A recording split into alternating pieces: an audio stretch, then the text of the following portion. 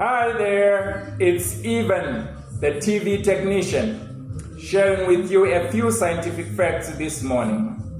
Synthetic clothing and friction can charge a human body up to 3,000 volts.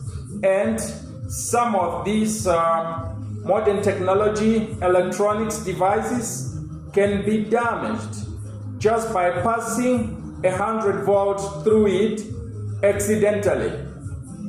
So, by mere touching with your bare hand on these devices could cause a permanent damage, and you could lose your 15,000 Rand, 30,000 Rand TV. So, be very careful where you send your television for services or repairs or DIY. Things are very expensive nowadays.